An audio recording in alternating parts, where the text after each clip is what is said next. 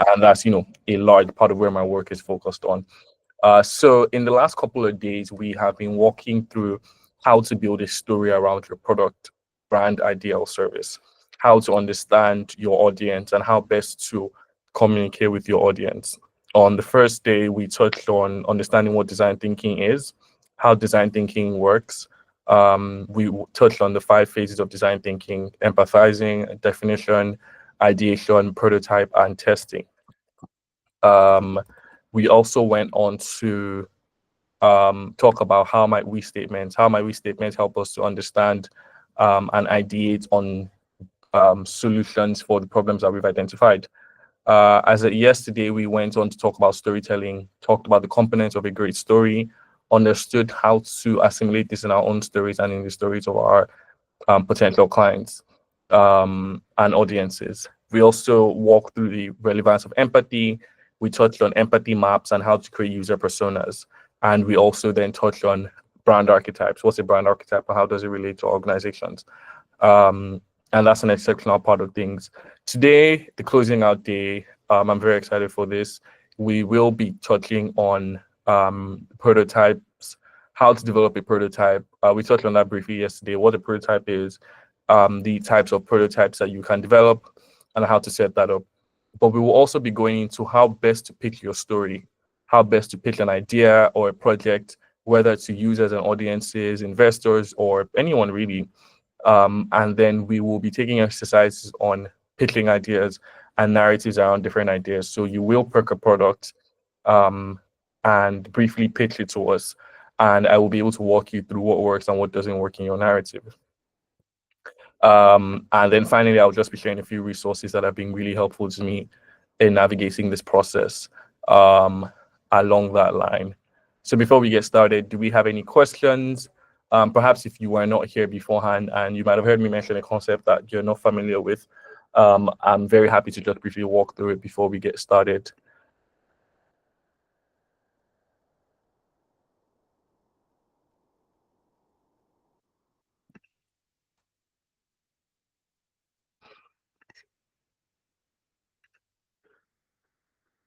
Okay. I want to take that to mean that we don't have any other questions. All right, amazing. So let's jump into it. So first off, yes, Precious, hi, we can pitch services, most definitely. Um, I'll just set up like a quick session for you to pick a narrative and decide to pitch your product. But I think that's what we'll be doing on the closing out section for this. Um, so one quick thing I would like for us to do is, so yesterday we had a task. We were supposed to try to prototype a very basic version of an idea that we have or a product that we currently have. Was any of us or were any of us able to work on that? If yes, you can just leave a comment or raise your hand so that you can share what your feedback is on whatever prototypes you attempted on your end.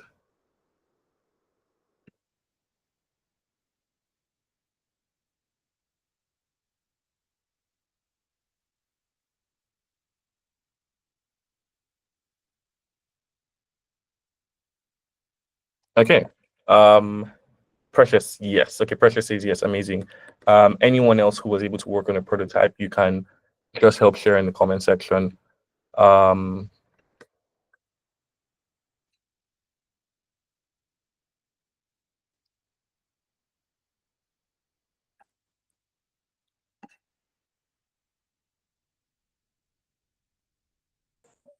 okay, amazing. So I want to take that to mean that there were a number of us who didn't go ahead with the assignment. An essential part of things, like I think I mentioned before, for these things is to be able to is really to be able to take on assessments and assignments and ensure that we can practice the things that we have or are learning. That's a very important part of things. So Cheche said he did as well. Amazing, amazing. Sounds great. So Precious or Cheche, would you be able to share what the process was like for you? If you have a version of the product that you want to share with us, um, you can share with us on the call, and then I'd just be able to critique and point out where we could have made changes or recommendations for a better output.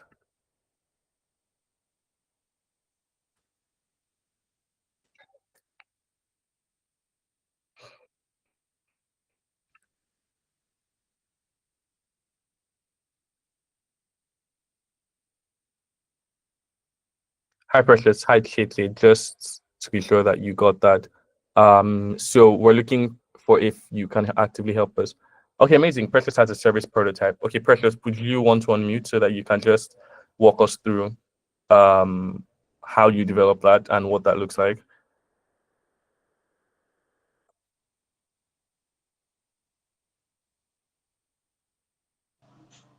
Hi, good evening, everyone. Hi, Can you hear Precious. me?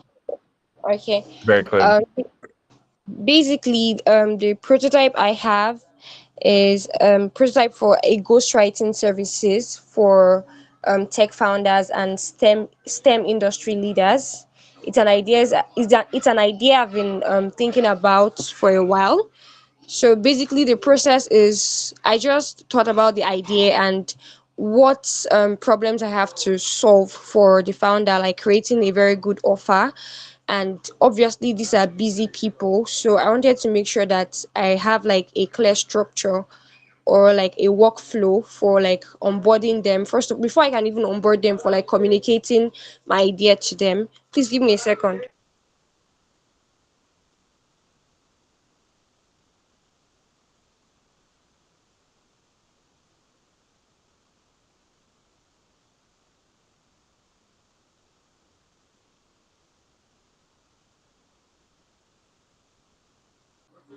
Sorry about that. So basically, I came up with a workflow, a problem statement, a workflow. Just I don't know. Can I share my screen to just walk you through what I have? Yes, that would be amazing, actually. Okay.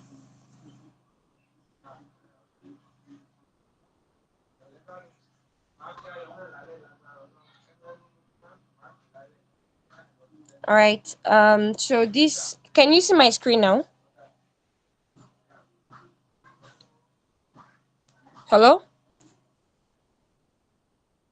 Oh my God, I apologize. I didn't realize I was muted. Yes, yes, we can. We can see your screen. Okay. So basically, it's a prototype for ghostwriting services, like I said. And the problem is these are STEM industry and tech founders. They are obviously busy people. There are some of people I've studied. I love what they are doing. Of course, I'm in the industry, so I see it as an opportunity to learn from them. I've seen like their interviews online, and I know like they would love to share some of these things they say in interviews, maybe on their LinkedIn and Twitter, but they don't have time for that.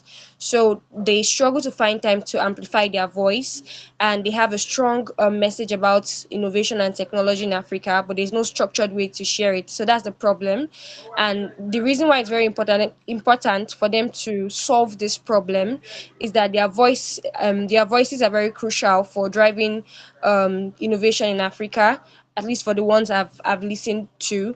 And the consequences of not solving it is their insights will never really reach the public. They miss opportunities for potential collaborators, investors, mentees. I mean, they will not be able to attract the right kind of talent for their companies and projects they are working on.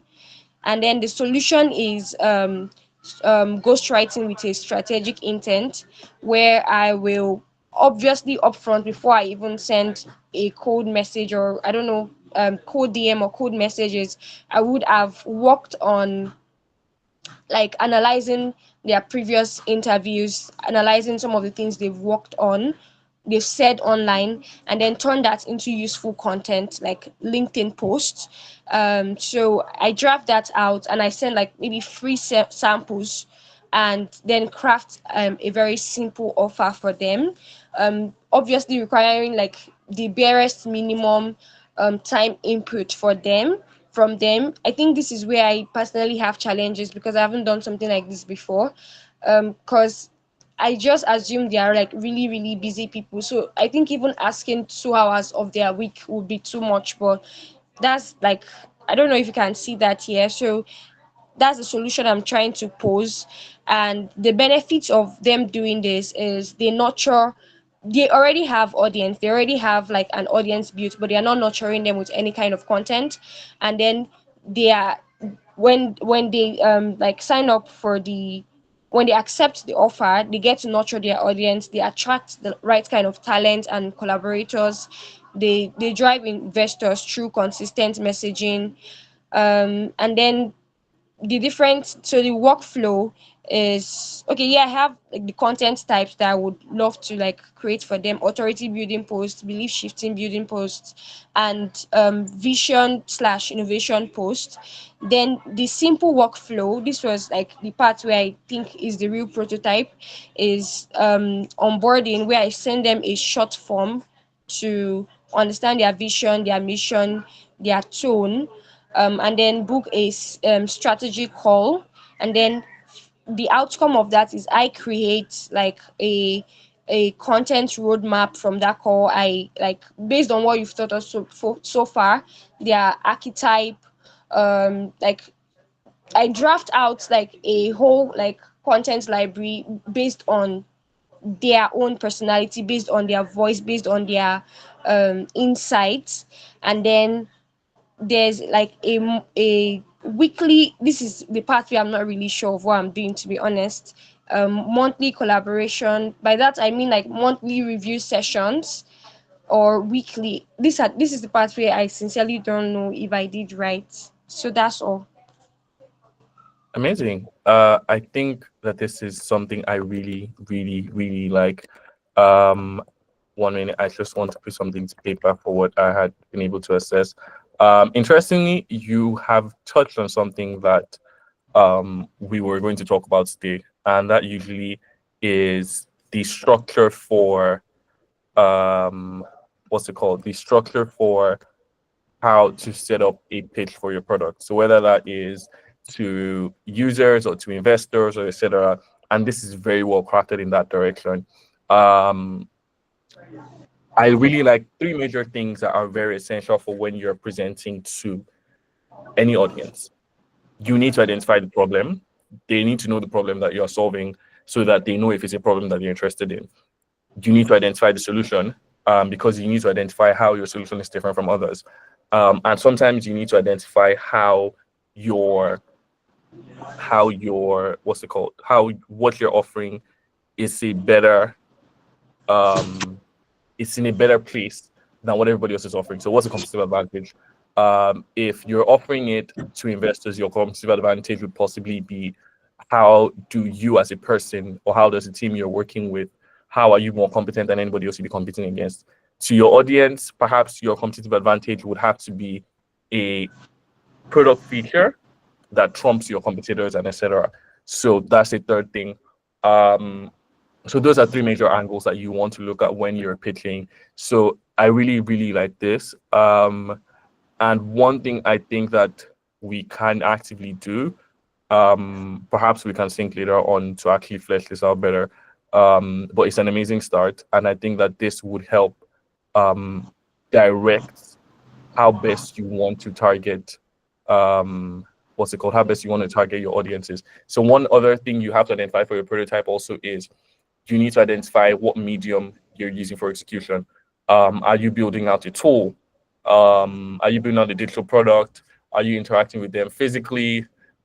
Is it going to be via an application or via a website? Is it going to be via social media? You need to also craft out how that would be. And then sometimes we use something called a user flow. And this is something that's very, very important. So in UX design, user flow or user journey basically outlines that from the first moment when users decide to use your product, what are the individual steps that take place from their first onboarding to they can complete the task or the problem that they came on for. And that's an essential part of any prototype as well. You need to chart what that flow is. When they come on for this particular product, do they have to share their requirements before you overview and go through a process and get back to them? So you need to chart what that user flow would look like as well. But outside of that, I think that this is a really great prototype and it's very well done work. So well done, Precious. Definitely, I think that you and I could perhaps sync later to flesh that out better, seeing as it's also something that you're working on at the moment. Thank, But amazing work. Amazing, amazing work. you. Thank you. You're welcome. All right, Keisha, you mentioned that you had something as well. Do you want to share with us? Um, good. Can I like write, like paste it in the like chat box? Yes, if you want to. Okay.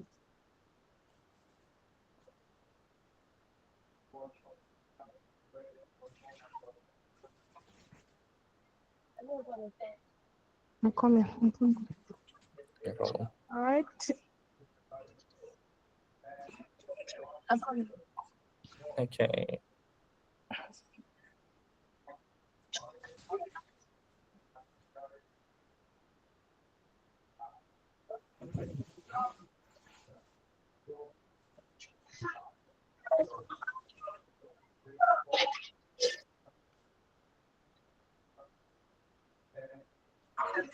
Should I? Okay, amazing.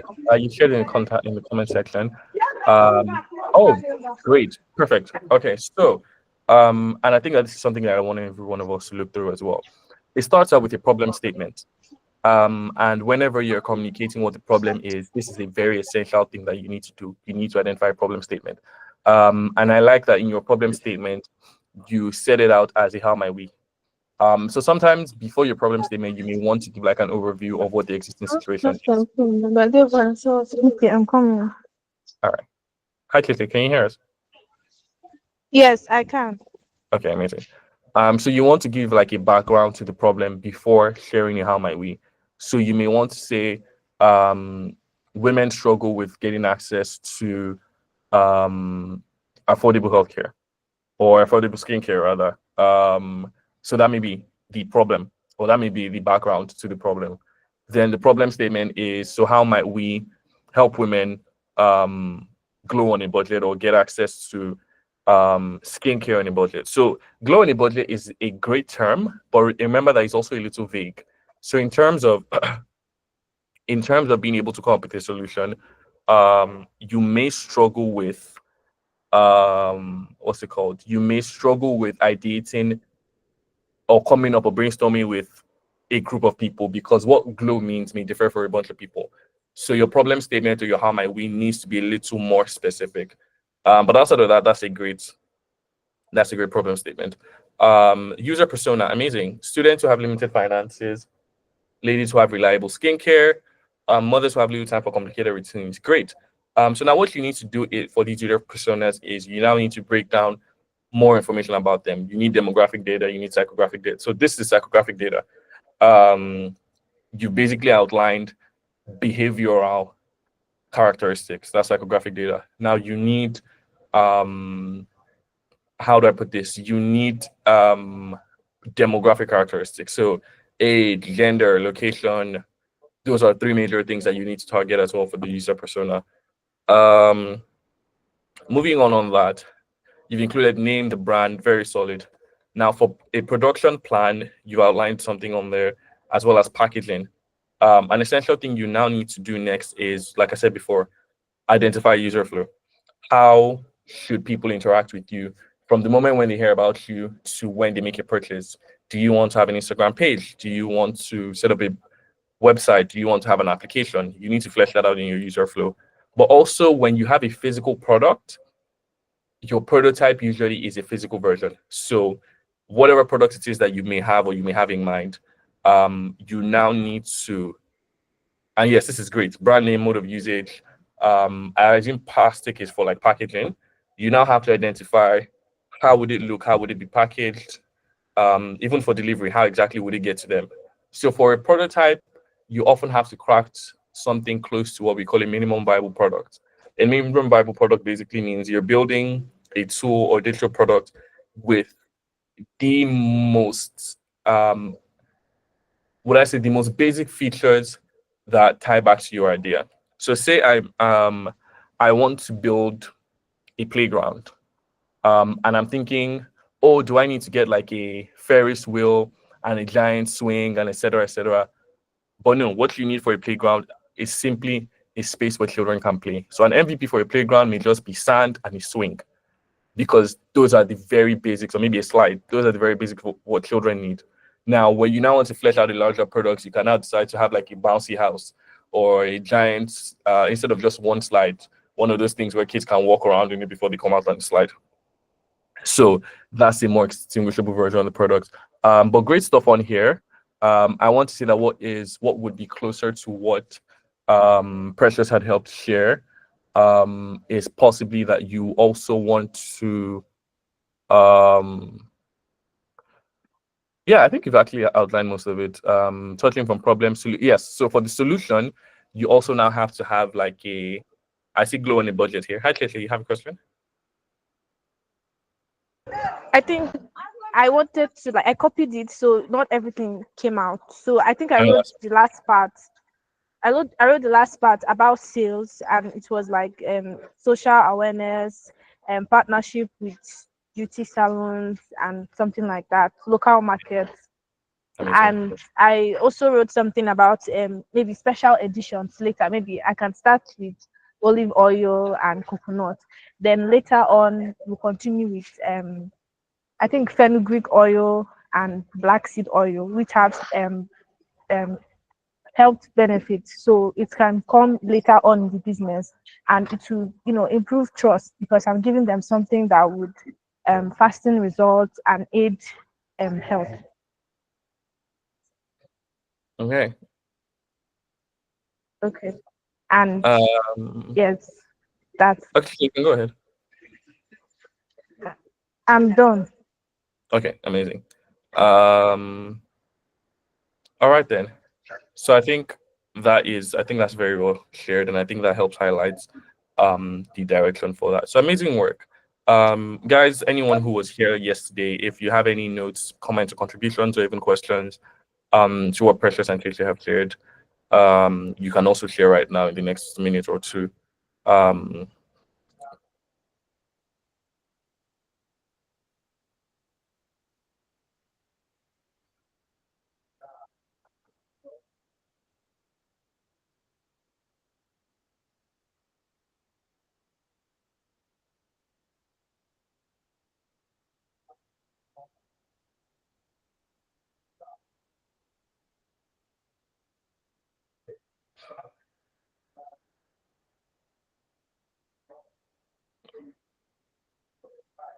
all right, guys.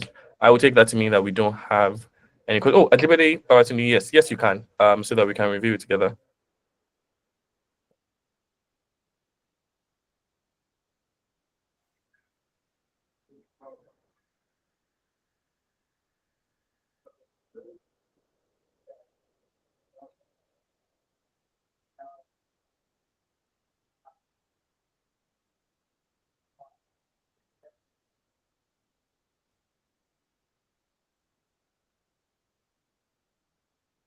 Okay, amazing. So classic energy. Um, the tagline is to relive the past, inspire a brighter idea, a brighter future tomorrow. Okay. Um, energy supply that models the practice in the past, providing quality energy to target audience, provide an experience that embodies people to relive the past. Once the target consumers is innocent, trust-filled, patriot, compassionate, obedient, hopeful, and confident as they live in the good old days and post-colonial Nigeria. Why this idea? A lot of Nigerians have agreed that it's not Nigeria is not as great as it is. Why is this idea for our target audience? Okay, amazing. So I like this, but I would say that as great as it is, it's a great idea. Um, but I would like us also to take this back to the framework of what we set up. So, what's the background of the problem? And you've shared something similar here. A lot of Nigerians believe that Nigeria is not as great as it was in the past, and they never believed it would be as it used to be. And this is great. The only thing is, one essential thing for storytelling is focus. So, what we're offering, or what you're offering in this concept, um, is an energy supply business. So, and while it's great to be able to touch on the fact that um, we want to get to the kind of energy supply that we had when Nigeria was in a greater period, um, it's in a bit, it takes away from what you're trying to communicate. So, what you're trying to communicate is providing quality, classic, and premium and affordable energy to target audience. Now, we would have said, how do we how do we tell the audience that we're providing quality, premium, and affordable energy to targeted audience? So while the concept of taking it back to, okay, Atibede, your hands up. You want to share something? Okay, good evening, everyone. I All right, thank you very much. I think the one I shared, the one I copied in the message, was not complete. So that's why I kind of decided to just talk, so that at least okay, I will be able to carry everybody along with the prototype. okay, All right, thank you very much. So like it's like a business proposal for like for someone that is venturing into like the energy industry. So then hmm I kind of like just imagine the person like, okay, then I imagine myself as the brand consultant, and then like I came up with a proposal. So I'm just trying to kind of like be different in the approach. So then I coined the name Classic Energy, then the tagline, Reliving the Past Today, Inspiring a Brighter Tomorrow. So it's like a strategy actually. So the thing is, if you look at the idea, or like why this idea? So like it's actually where the problem is.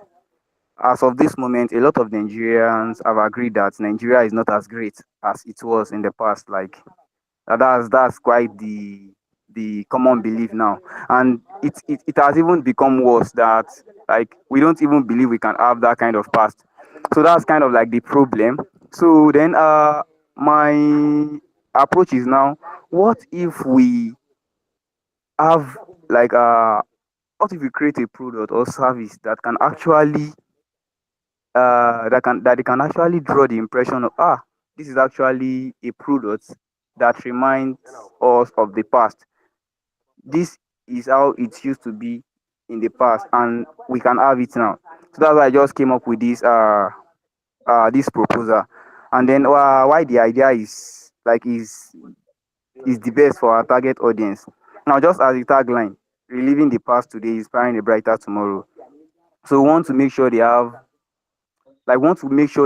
have those moments in the past, like that's when they experience our our filling station, like when they buy from us, like they will get the quality that they used to get, like that used to be in the past.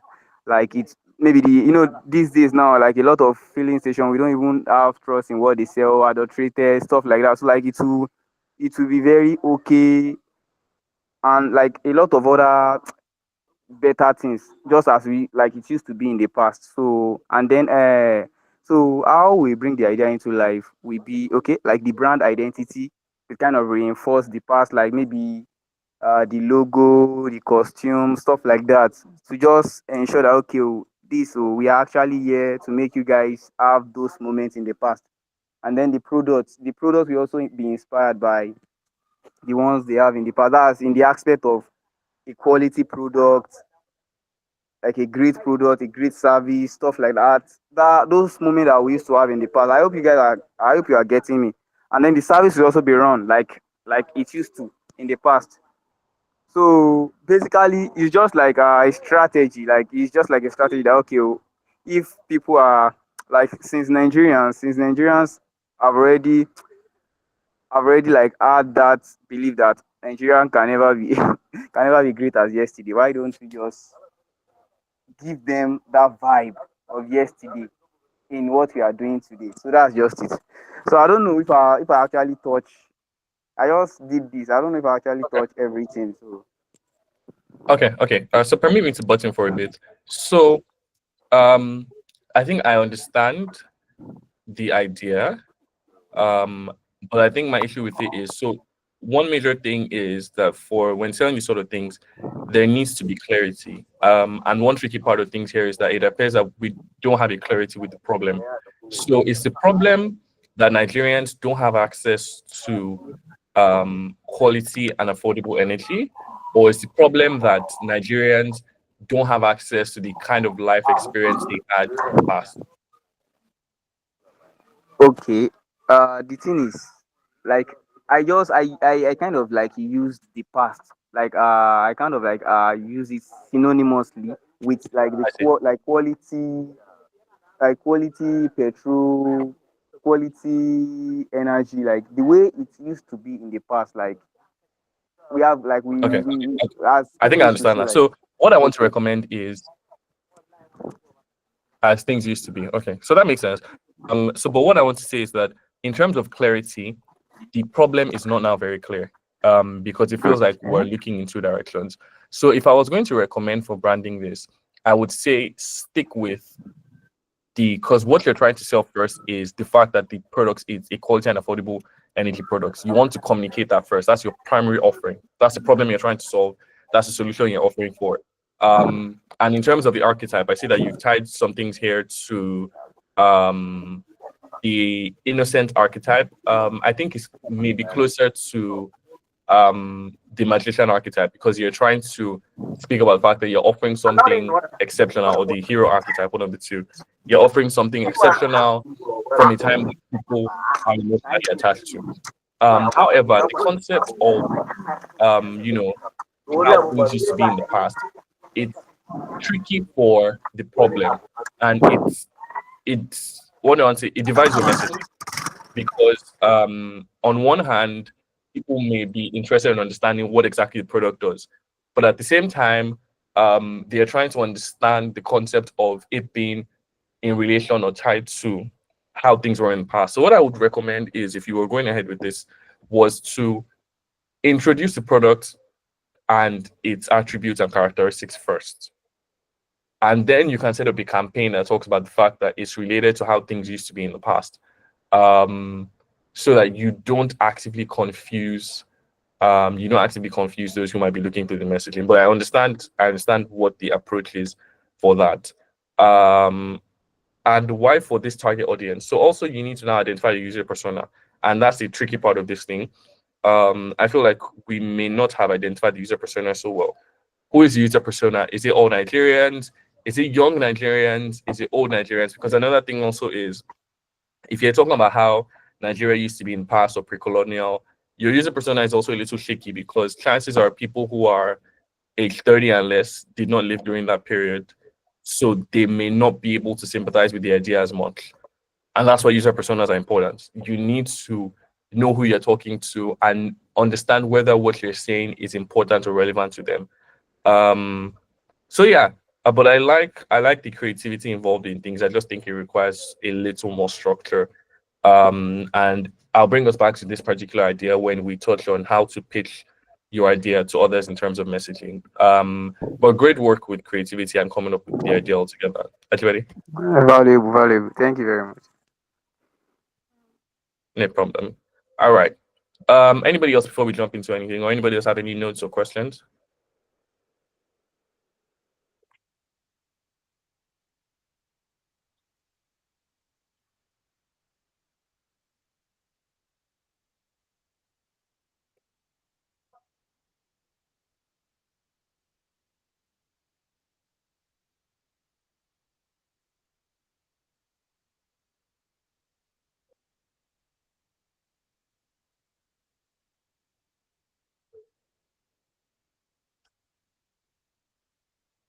Okay.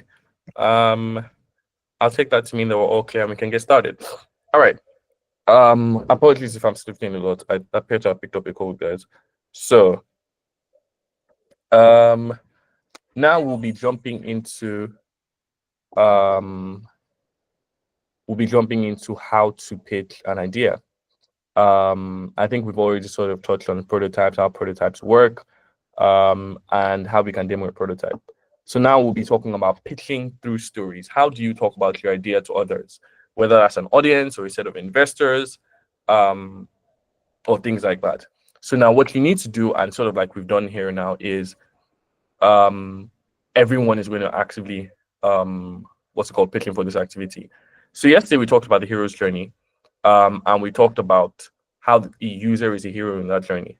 Now you need to identify a persona, pick a persona, understand what their problem is, talk about your solution, and talk about the outcome. So basically, close to what Precious and KK and everybody have sort of done. You're going to pick a product, a random product. It could be a popular brand. And now we're going to envision that you are pitching this to an audience. You're going to talk about the problem that they're facing. Going to talk about the user in question. You're going to talk about the solution that you're offering, and you're going to talk about the expected outcome or what they will get from using your product. And before we get into that, I want to share with you a pitch deck I've had to work on recently, so that you sort of get an overview of how these things look. I will not be able to share a document of it with you for you to review later because it's fairly confidential. So I would have to recommend that you take notes. Also, I don't think we can take screenshots during this as well, but I can just walk you through what that looks like. How often or how do businesses pitch their ideas, usually to investors or etc. Okay. Amazing. So just let me know if you can see my screen.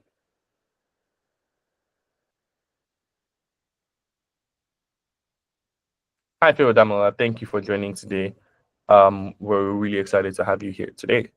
All right, so this is a pitch deck for a company called Syncorix. Syncorix offers healthcare using AI tools. Now, how does Syncorix start? Syncorix identifies who the problem is or what the problem is.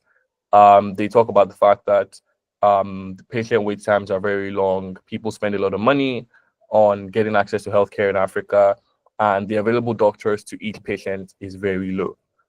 They go on to touch more on the problem, identifying in this problem, they've identified who the user personas are: medical professionals, overburdened doctors, and patients. You can see the keywords included on here: medical professionals, overburdened doctors, patients. They've been able to tell a story with the user personas.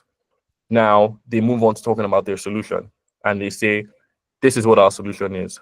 We're offering, etc., etc., etc. Note how when they speak about the solution, it's short. They're not speaking too much. They're not saying, and that's a very essential part of communicating as well. Remember that you often have very little time, but also the attention span of your audience is very short. So when you're talking about solutions specifically, pick your keywords cautiously. In this case, they said, we said AI-powered healthcare for medical providers, specialists, and patients. If you can, one thing we often say is, let your solution statement be one sentence or two. 1, 2. Sometimes people will say, one funny joke we often make in the startup space is people say, I'm building the Uber for XYZ. Uber for pets, Uber for politicians, Uber for stuff like that. Or they pick a concept that's already really popular. New generation banking for children. And one essential thing that this does is that it helps them frame in mind what exactly it is that you're selling. Now, after that, they move on to say, why do we stand out? That's the competitive advantage we talked about before. And one thing I want us to note here, if you can write it down, please write it down, is that you need to be very objective in this stage. And it needs to be very well rooted in research. And one thing that I see very often while working on pitch decks for founders is founders will say, why does your product stand out? Founders will say, because it's the best thing ever. Nobody else has ever built this thing before. And many times that's not true. So your why it stands out or your comparative advantage has to be deeply rooted in research. If their competitors, know who your competitors are and know them very clearly, know how well you are different from them, know how well the product that if you're a brand consultant, know how well the product that you're working for is different from theirs, and be able to identify a difference that you have.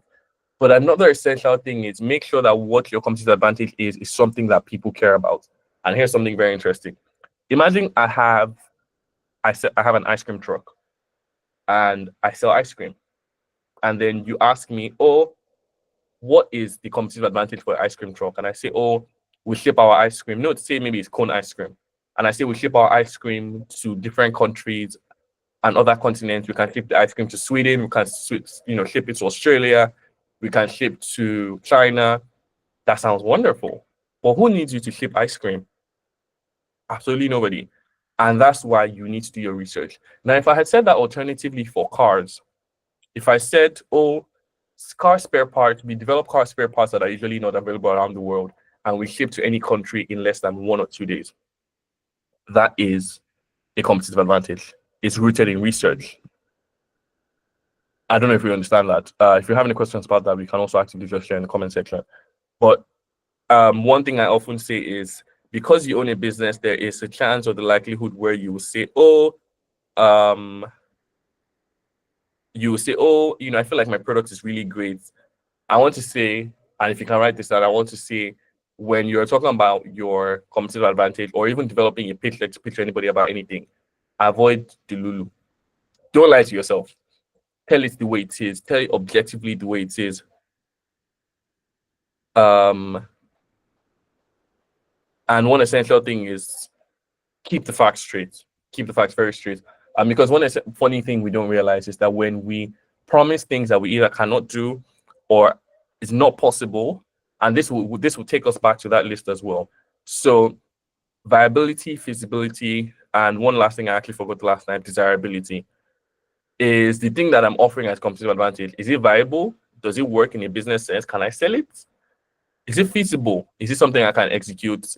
Am I promising something of a technology that's impossible? If I come today and I say, oh, why my business stands out is because we have technology that can let you speak to your ancestors. That's not feasible. Yeah, we don't have any developers that can ever build that. And other than the fact that it's not true, it's not something I'll ever be able to build. And the last one is desirability. Just like I said, do people want the comparative advantage that I'm selling? And that's an essential part of that. So make sure that your storytelling fits in that. Market sizes is more for investors. Business model. Now, people want to know, if you're selling a thing, how much does it cost? If you're talking to investors, you may say, oh, this is how we make profits, yada, yada, yada, yada. Or if you're talking to an audience of people you're trying to sell to, you have to communicate to them very regularly. This is how much it costs. If you're selling a particular product, so this is how much it will cost you. And one thing to do is, if you're communicating to people what you're selling, many times try to communicate how much it costs from the get-go.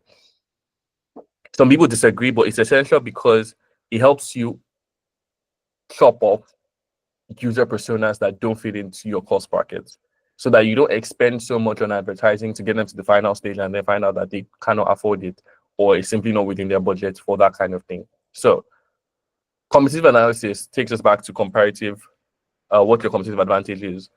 Understand who your competitors are very, very well. Once again, do not do Lulu. If your product does not have a particular edge over another one, don't say that it does, whether to yourself or to other people.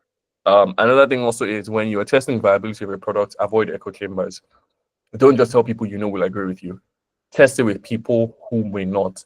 One essential thing I really like is, I like taking products to spaces where I'm not very familiar with the people there and test it, just bounce ideas off them. Would you be willing to pay for this? If they say no, I may not like it, but it's very real feedback. It's very, very real feedback.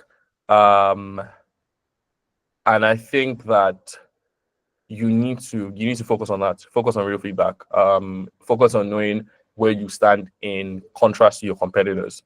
And then also, just be able to talk about the product that you're selling very well. By the time you've identified a problem and solution, walk them through the features of whatever it is that you're selling.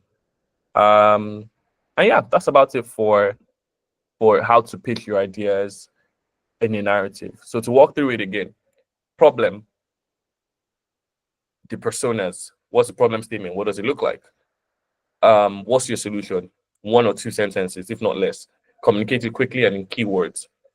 Why are you better than the competition? What's your competitive advantage? And be very honest and very clear about it. Why, if you are pitching to investors, why are you the best people to build that kind of product?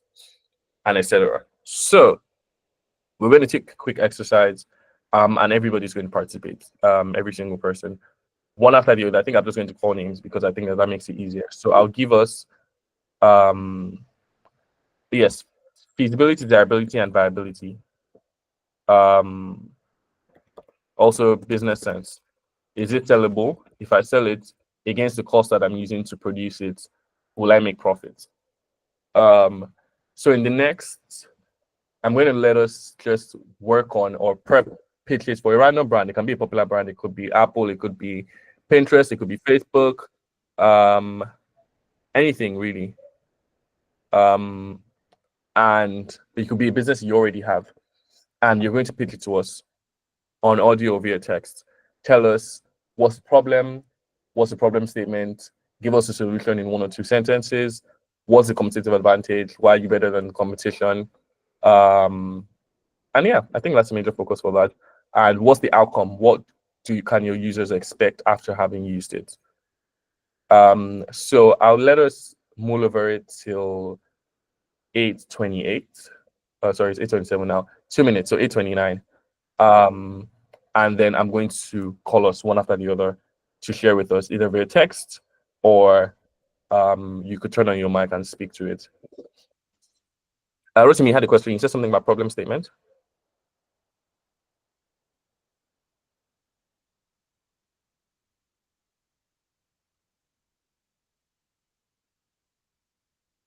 Okay.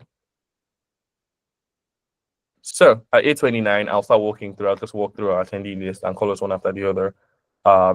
You're going to pitch an idea to us, a product to us. It can be an existing product, it could be a new one. Hi, Alaito. Okay, so in the next 2 minutes or so, you will pick a brand or a product or an innovation. It could be, and I'll just leave it in the comments as well. Task: pick a brand, product, or innovation. It can be an existing one, and you'll pitch it to us as your audience.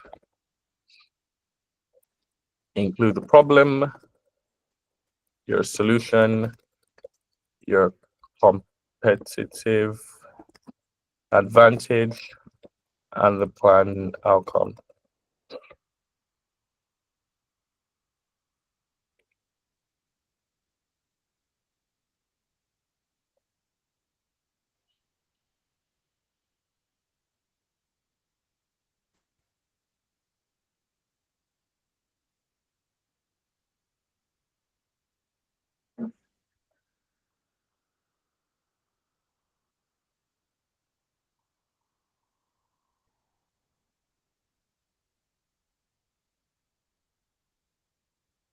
Hi, Priscilla. Yes, we are. Yes, we're doing it right now.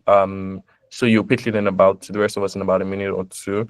I want to give an additional minute. So at 8:30, I will call us one after the other, and then you will pitch a brand or product to us.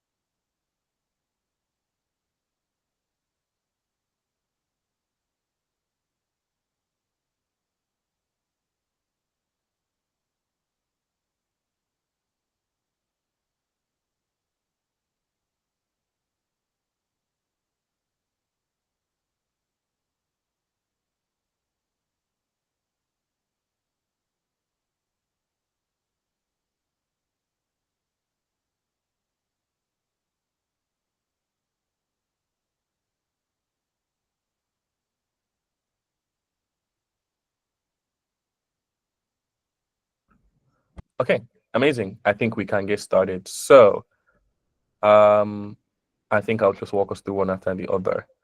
And apologies, guys. I'll have to pick alphabetically. Okay, Priscilla's hand is raised. Priscilla, you want to go first? Yes, I'd like to go first. Oh, amazing. Okay, I like that. All right then. am I to speak out or like type it or something?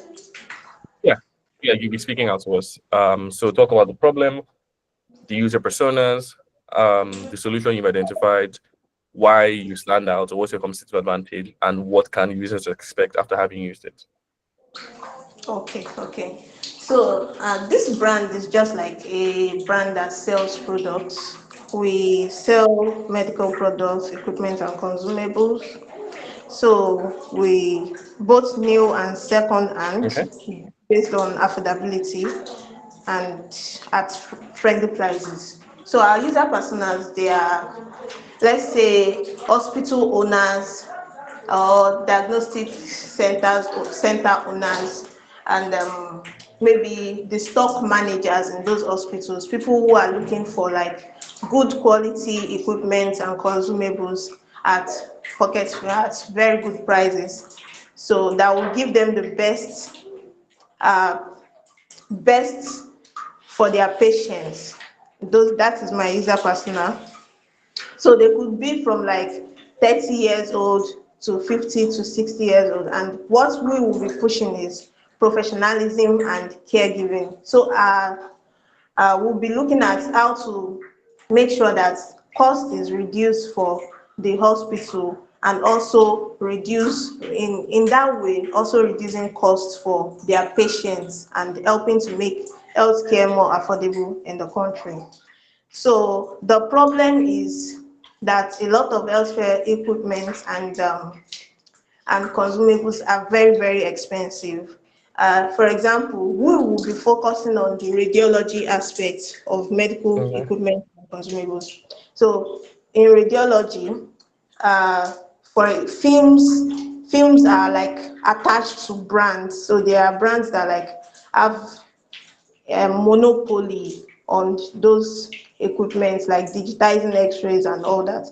So in getting improvised things that are not so attached to that brand and not so expensive, which we import, we can get these things to our customers at cheaper rates, thereby also making these things cheaper for the patients in the long run. And that is our competitive advantage to other companies that are selling the same thing around. We also, because we also send like used Ama- equipment and all. Should I like stop now? No, no, please go ahead. Okay, because we also sell used I mean, if you're equipment. done, unless you're done. Okay, used equipment and all that. It makes uh, it more affordable for those who are just trying to start out, and it will still have the same quality and all that. So that is our competitive advantage. Our planned outcome is to make healthcare affordable everywhere, and so in a bit to like make things cheaper, both from the supplying end, and the hospital can then make things, the hospitals or diagnostic centers can reduce their costs or their prices for patients all over. And that's my pitch. Thank you. Amazing. Okay. So I like that you were able to touch on what the offerings are, what the competitive advantage is.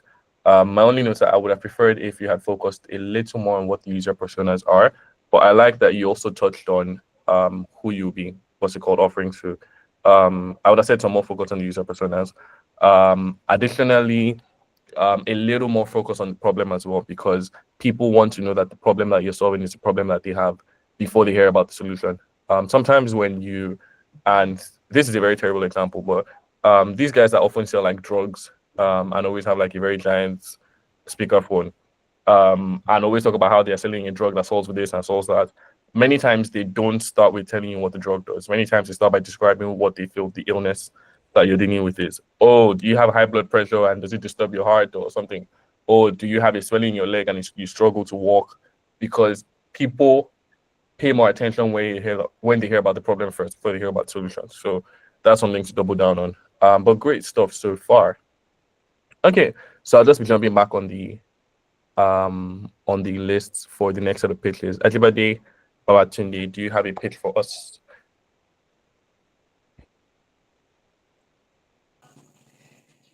I would like to draw from the insight you had on my prototype. Then I would like to also present that same prototype as my pitch, but I would like to just include those insights that you give on the prototype to just pitch. Would that be Okay, allowed? amazing. You want to share that right now? Okay. All right. So the problem is our targeted audience who are ranging from the age of 30 to 60. They have trust. They now have trust issue as regards to the energy they consume, that's in the side of petrol, kerosene, and stuff like that. Due to the situation of the country, how hard it is, a lot of people want to just extort others. So now we are coming up, we want to now come up with a solution of now having like an energy supplying filling station where we make sure we eradicate these problems, in the sense whereby we kind of like offer quality quality energy, and we are going to actually use our branding techniques to actually achieve that. So this is how we are going to do it. So make sure that the we'll make sure that we inspire the trust, the confidence. Would make sure they see our filling station in those good side, by trying to kind of like make them have the impression that this our filling station is like it used to be in the past, where we have nice products, we have a good economy, where everyone is okay, where everyone is hopeful, where everyone is optimistic, where there is less crime. So make sure we allow our target audience to see us in that light, and then we offer them those quality uh, energy, that's in petrol, kerosene, diesel, and stuff like that.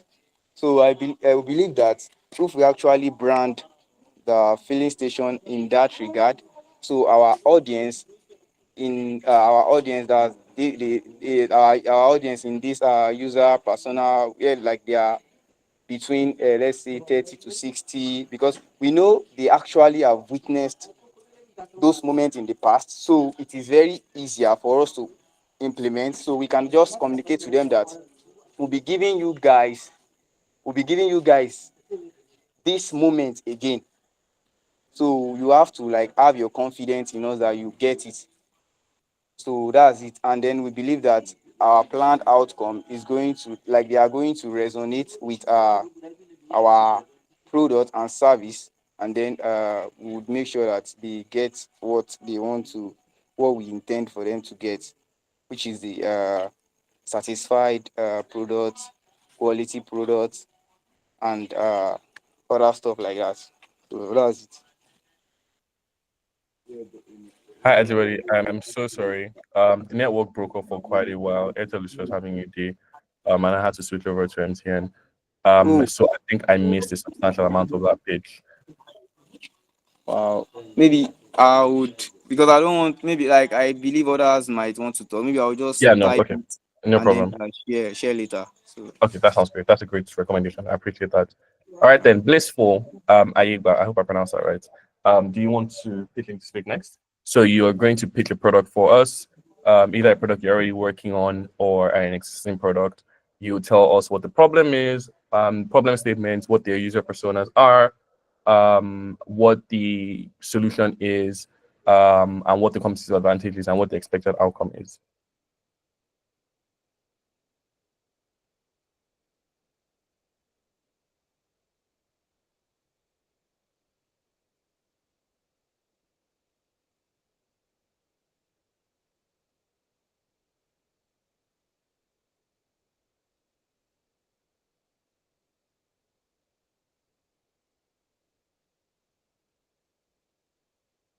All right, Blissful, just let us know if you got that. It's your turn to pitch to us.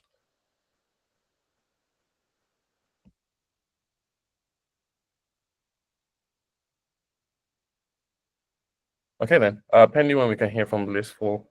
I think Chichi actually helped pitch something a short while ago, so I think we can go ahead. Okay, Blissful was able to share something in the chat section. Are you able to unmute so that you can help present that to us?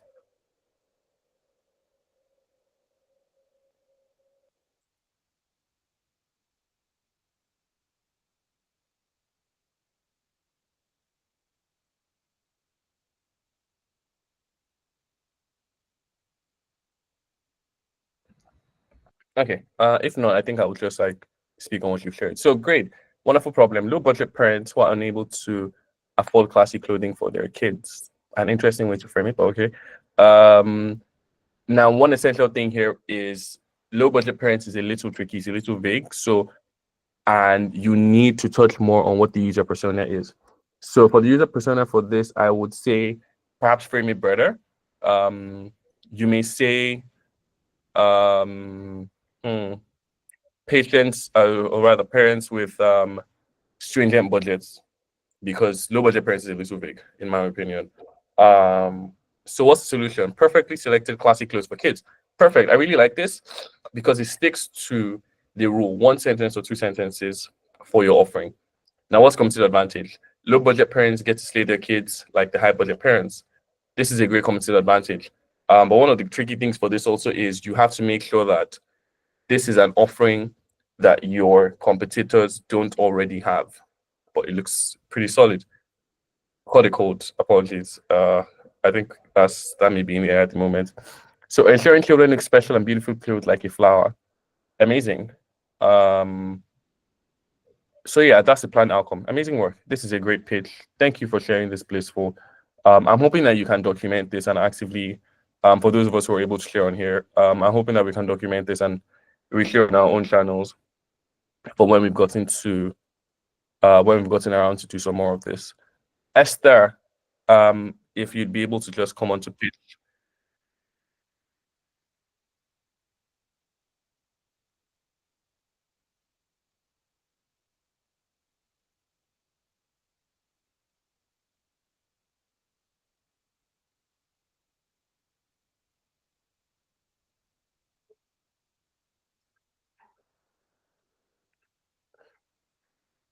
So Esther, you're going to have to pitch for us. So don't forget problem, user persona, solution, competitive advantage, planned outcome. Are you able to speak at the moment? If you're not, you can just actively share via text. Pending when we wait for her. Favor Damilola, are you set to share to pitch with us?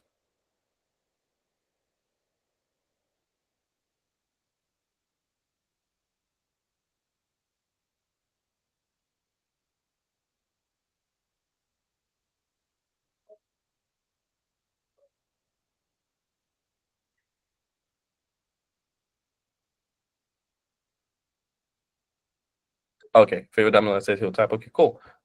Gifts additional. Would you like to pitch to us as well?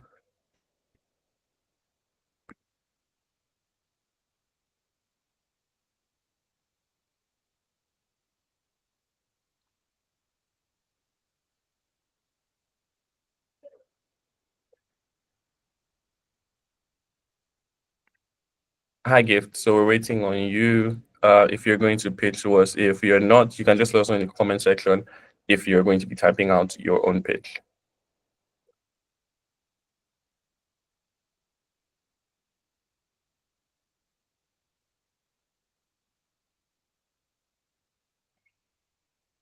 Okay. So I think we'll move on to hi Olaiton for sure. Um, if you'd be able to just unmute and pitch a product, it could be an existing product, an existing brand, an innovation or an idea or something you already have in mind. We would need you need to talk about the problem, the user personas, um, the solution, your competitive advantage, and the expected outcomes.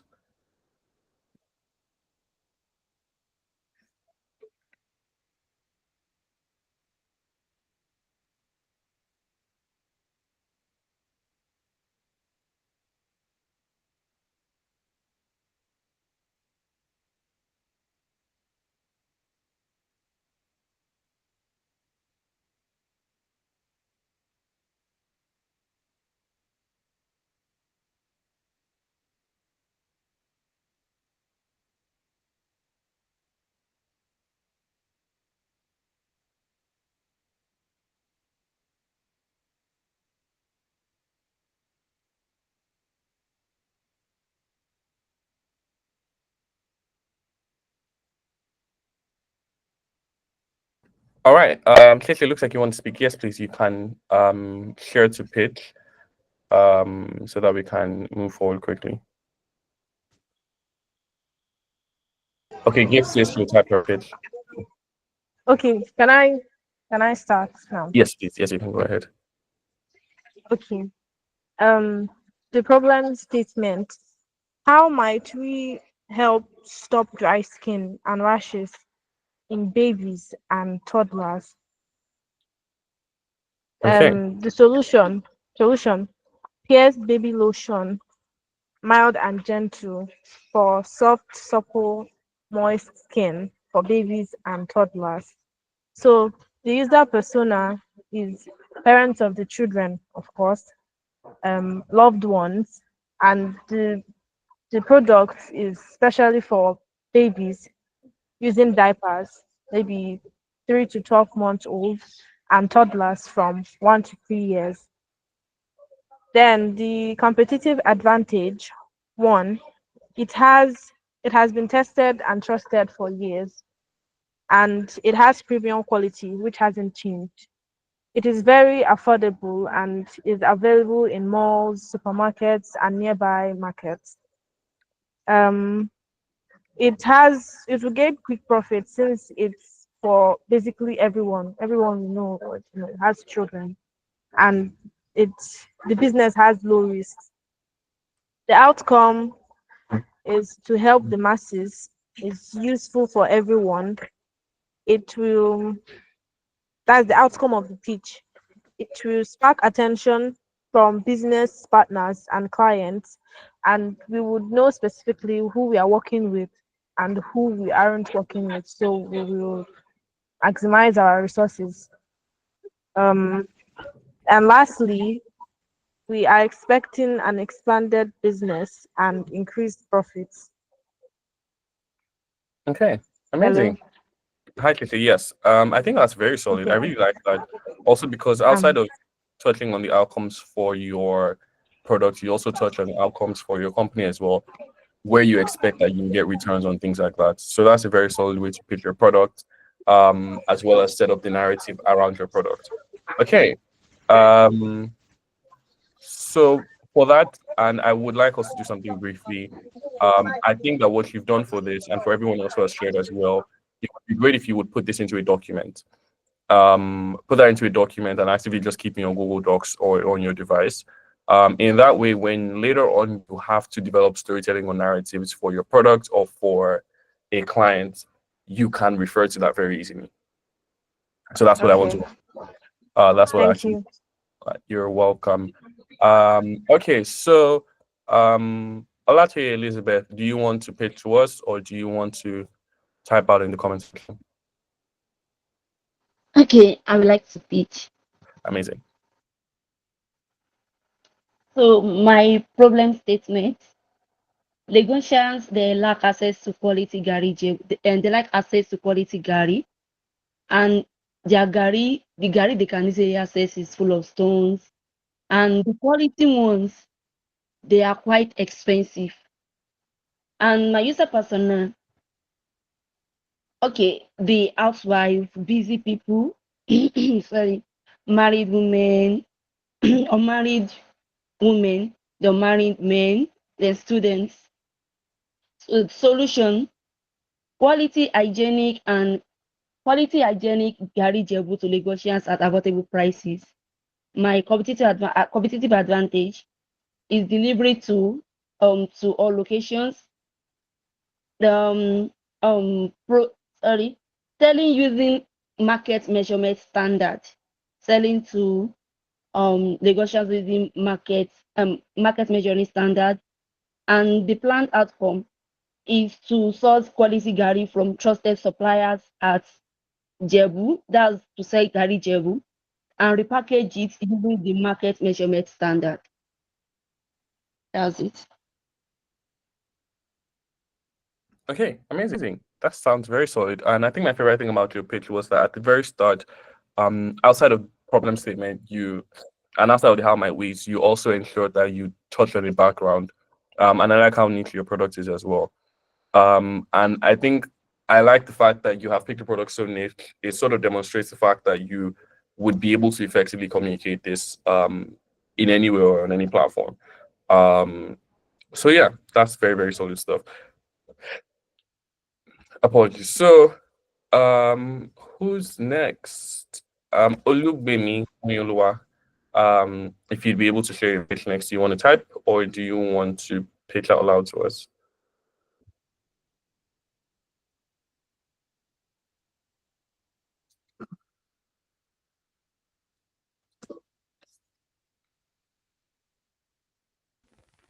Good evening. Hi, good evening. Can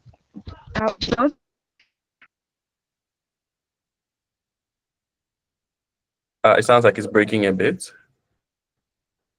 I don't know if it's just on my end.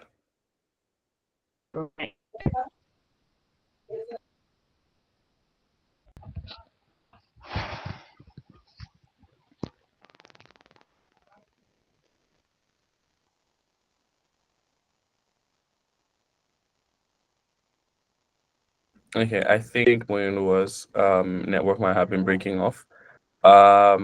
So Precious, I'm gonna have to skip you because I think you've actually done a pretty solid pitch with the prototype at the start as well. Priscilla, Priscilla went first. Rotimi Ige, would you like to go ahead to pitch an idea or a product or something you've come up with?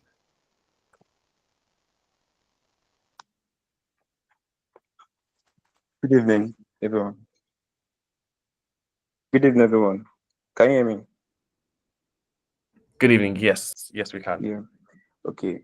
The name of my product is actually is a service. Is AgrixTech. So AgrixTech is into security device installation and security device installation. So the problem statement is, as we all know, in Nigeria presently, the high rate crime, the insecurity issues going on in Nigeria is actually eating up, is actually affecting business owners and property owners. And so the solution to this is the problem statement is, sorry, I'm really sorry. Can I come again? Yes, most definitely. Okay, so AgrixTech is actually a company that is into security gadget installation, and the problem statement is, due to the high rate crime that is going on in Nigeria and the insecurity issues, business owners and properties owners are highly at risk in securing their business and their properties. And most of them that are actually affected are low income properties owner and small scale property business owners. So they don't really have the financial capability to pay for security gadgets to protect their business. So the solution is, we are trying to create an online platform where all these small business owners and low income properties owners can actually come together, and they can actually form something like a group. But this idea is actually we're actually using the traditional way of contribution, where we all come together to contribute a particular amount of money every week or every month, so that a particular person will pick every week.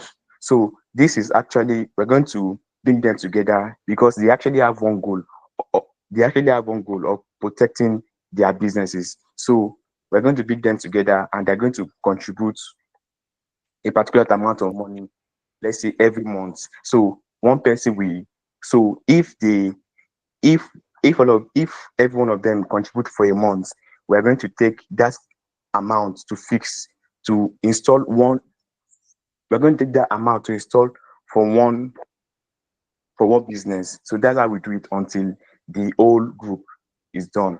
So competitive advantage, it will it will reduce the financial burden of paying once, because as you all know, things are actually high. The dollar rates and security gadgets are actually very expensive. So the financial burden of paying for a CCTV camera once is actually going to be removed from the from the equation. And expected outcome: all small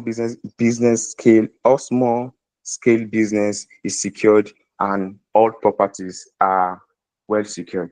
Thank you. Can you hear me? Apologies. Yes. Thank you very, very much. I was responding. I didn't realize I was muted. That's very solid. I like how extensive that was. I really like how you went into covering the user personas as well.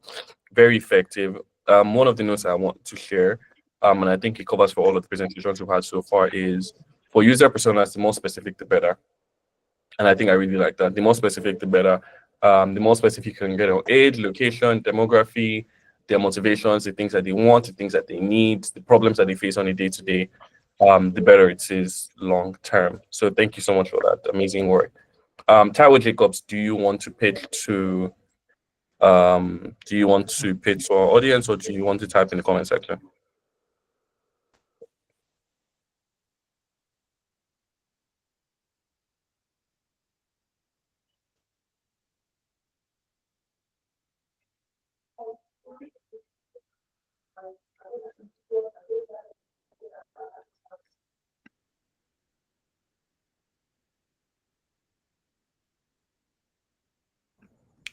All right, Taiwo Jacobs says no, sorry. All right then. Your first time here. Oh, that's totally fine. I think that in time you will be able to just assess the framework that we've used to set this up. Toby, hi Toby Jane. Are you available to help pitch now? I know that is probably a little interesting because Toby actually is a founder. So I think that this is a little bit of his forte. But Toby, if you are, you can just know in the comment section. I want to now walk through for those of us that have shared in the chats. So problem, I would like to ensure sharing problem. There's been a lot of issues with women having hair loss, especially on the edges and hair breakage. Solution, bringing back the confidence of everyone as they wear their crown. Okay, I'll come back to this. Competitive advantage, having experimented with natural products effective for hair growth on women, every edge will grow. That's a great competitive advantage. I want to come back to the solution. I like this, bringing back the confidence of everyone as they wear their crown.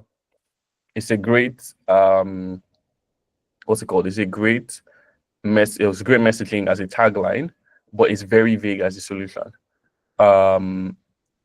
It's great in the sense that we know that you want to help women wear their natural hair. But it's a little vague because I can't tell you what the specific offering is, based off this. So I would recommend that, you include a few more keywords, but it's also a little more specific. What exactly are you doing for women in this situation? The planned outcome is ensuring that every woman is able to wear their natural hair confidently. Sounds great. That's a very solid planned outcome. But in terms of the solution, I think that it needs to be crafted better. Also, in terms of the user persona, I would understand that it's mostly for women, but are you targeting a particular age range? Are you targeting women within a particular location? What are the needs and desires of women, facing this problem and the solution that you're offering? So that's my feedback on that. Gift Additional says, brand Trust Nova, problems, how to grow your hair, how to grow bald edges, and how to manage your hair effectively. So this problem is a little vague as well. I sort of see what you are communicating, but the problem possibly should say women struggle with information or knowledge on how to grow their hair, how to grow bald edges, and how to manage their hair effectively. It ties better to the solution that says carefully crafted ebooks, classes, and products. I don't know if that makes sense. So your problem should be a little more concise. It's a little vague at the moment. But the solution is very well set. Carefully crafted ebooks, classes, and products. I want to say that it should also be a little more specific, but I like that it's one sentence. It perhaps should say carefully crafted ebooks, classes, and products on how to grow your hair or how to manage your hair effectively. The user persona also could be more effective. Who are we targeting? Talking about hair is a little vague. Are we talking about children? Are we talking about women? Are we talking about pets? I think that we should focus on that a little more. On the planned outcome, I want to say to ensure women are confident in their crown, knowing how to manage their hair effectively. This is great, but once again, the more specific, the better. But great work on here. Hi, Moyolwa, I'm just seeing your text. I think you can share your text so that I'm able to tackle that a little better. Esther says, house brand, house top collection, problem, duration of delivery. I like this. It's a little vague, but I like that it touches on. Sorry, 1 minute. Ajibade, did you have a question? Yeah, like I wanted to share that I'm done with the pitch. I don't know if I should share it or I should just say it, since you said you Uh, did not. Yeah, the other time. okay, can you give me 1 minute, please? All right. 2 minutes. Sorry, let me just sort through something. And then also just complete Esther's section, and then you can read it out, and we can all listen together. All right.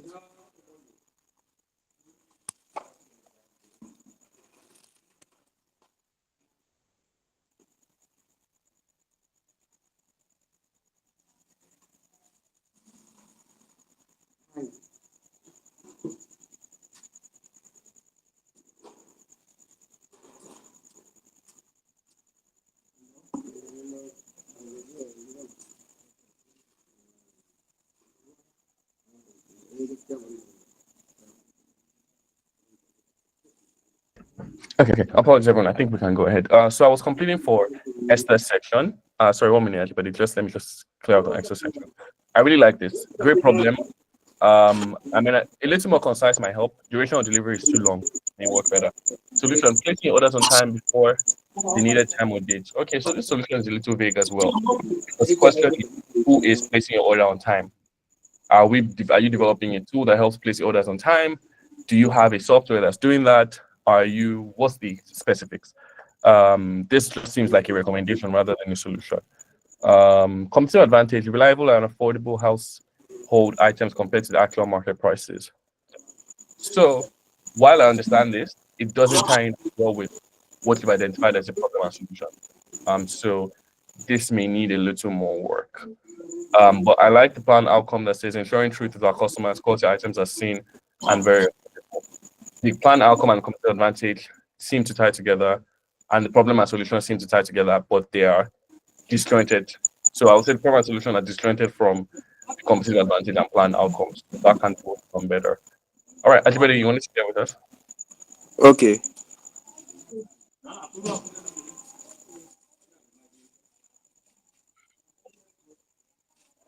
All right. Thank you for having me once again. So I'll just read it out. Okay. The problem. I hope you guys are following. Hello. I hope you can hear me clearly. Yeah, hi, Ajibade. Yes, we're following. Okay. Apologies. Okay. The problem is we realize that our target audience is a middle-aged Nigerian between the age of 30 and 60 who has lost trust in the energy it consumes in terms of fuel and kerosene. So the problem statement is, how might we revive this trust in the audience, like as regards to the fuel he consume, and how can we help him enjoy quality fuel just like he used to in the past? So the solution we come up with would brand and position our energy station to provide the fuel, the quality fuel, just like he has had it in the past, and we will deliver it exactly as we have promised through focusing on selling just quality fuel, even at the expense of maybe having a good like highly technological dispenser. We'll just focus on working with less costly, simple and working equipment, just to focus on selling quality fuel. And then our competitive advantages, while others are focusing on profiting from the fast industry with technological aid, we simply focus more on just delivering quality energy, even at the expense of using high technological support. We will sell quality fuel. We ensure we sell quality fuel with less costly, simple and working equipment. We will just make sure that all our budget is going towards just delivering quality energy. And then the planned outcome will now be like we want to make sure that after we have offered our products, we want to make sure that we have revitalized the trust in him, in fuel consumption, and then we have make sure that he start enjoying quality fuel consumption. So that's it. Okay, amazing. So I would say a major focus for that would perhaps be, and I really like how you've been able to flesh things out, tying to the framework: problem, user persona, solution, competitive advantage, plan, outcome. I would say you may need to fleshing out the competitive advantage a little more, because while the campaign is great, many times the competitive advantage has to tie to what the product is offering itself. But yeah, great stuff. And I think it's a large improvement from what we had earlier on. So thank you so much for sharing that, everybody. Thank you. And for putting out loud too as well. All right. Amazing. Okay, so Favor Damilola says the problem. Have you ever wondered why your outfit, why your picture always looks dull regardless of your outfit and sunlight? Solution: are you a lover of beauty? You love to keep memories of moments. With this smartphone, every moment is memorable, easy to use. User persona: tech brand says founders, digital creators, and marketers, lifestyle content control. Competitive advantage: water resistant dual SIM tracker bot. Why this phone? 100%. Amazing. I love this. I love this majorly because it works for a marketing campaign. I would say this problem is the end result messaging. It may not work for like the overarching strategy that we want to push, but it would work for when you are now communicating to the audience directly. So before this, I would say maybe give it a background. You may say the major problem is pictures often look dull or not as visible because users often have substandard devices or something. Then you can move forward to say, have you ever wondered why your picture always looks dull? So this is a question, but the problem often needs to be a statement. It's not, you're not asking the audience. I mean, yes, by the time you push your ads forward, this is perfect, 100%. But when you're doing the strategy preceding the ads, you are not asking your audience some of these questions. You already have your statement. So, but for the solution and the other steps of things, very, very great work, especially for the user personas. Definitely, you may need to flesh out some things like, oh, maybe age and other demographics and etc. But it's a very solid user persona to use to tackle this. So amazing work, especially for competitive advantage as well, and why this works. You may need to have included the outcome, but it's a great step so far. So amazing work. Olubemi Moyonlua. Okay, great. Thanks, Moyonlua. So people don't really find the need to be grateful for things, except for things they already have been expecting. The solution is bringing people to understand what gratitude is and how it can affect us to have a better life. Coach people into self-practice, activities that will eventually become habits. Amazing. Coach people self-practice activities. Okay, amazing. I really like how this is very different from what we had before. I would say that the solution is great, but it's a little wordy. Like we said, 1 or 2 sentences. And it should focus very specifically on what the key features are or the key offering is. Now, for the competitive advantage, I'm not sure you have that fleshed out yet. But so far, so good. I think it's a great step to have to move forward. So, moving forward on this, this is really great stuff, guys. It's exceptional work to have been able to identify these frameworks, understand where these companies should fit, and how you should communicate with people from one step to the other as well. And I'm very excited to see stuff like this from us on this end of things. So now we're just going to run through a recap. And one last thing, I would also want to touch on design. For those of us who are more in the design space, I would want to just touch on a few tips based off some of these things that we've identified. So design doesn't just necessarily mean, oh, graphic design, or you're creating ads, or you're building products. A large part of design is deciding how things are and how they work. And I want to just share a couple of tips here and there. So these are a few popular laws that we call the laws of UX. They're usually just very simple, basic tips that you, while in use for your messaging or how your product is crafted, it can ease adoption of innovation. I'll share a couple from my own personal experience, then some that are more established. So the first is context is important. And I think I'll type them out one after the other. One, and this works for us in content as well. Context is important. And here's why. So while we worked on the product for Larajo NG, that's a product that I'm very proud of, that we actively worked on for a long time. While we worked on that product, one thing that we focused on was ensuring that in messaging, in design, we included elements and assets that people were familiar with based on context. If you lived in Lagos, in fact, at a particular time when we built out the version of Lara for other cities, the buses were the buses that were used in those cities. The names and terminologies we used were things that were familiar with those cities or those environments. So number one rule is context is important. Whether that is regional context, generational context, if you are targeting a particular persona, stick to their context. Ensure that whatever assets you use are things that they're familiar with consistently. That's number one. Number two for driving adoption of innovation is ensure that you focus on social trusts. And that's something that's very important. So let me type that in now. Focus on social trust. Let your stories focus on the fact that other people have found this useful and relevant, and they should as well. And that's one of the things I think I talked about it on day one. That's one of the places where Uber is in. If you have design, let your design actively, if you're building a landing page or website, include testimonials. If you're building an app, on the first page, perhaps include images from people who have used the application before. People find it easier to adopt new innovations when they know other people who have used it. And I want to share with us something on that very briefly. A theory that I would like us to look into, because it's something that's very important, not just for these sort of things, but it would help you understand how people decide to start using new products. So it is a theory called the adoption of innovation theory. Let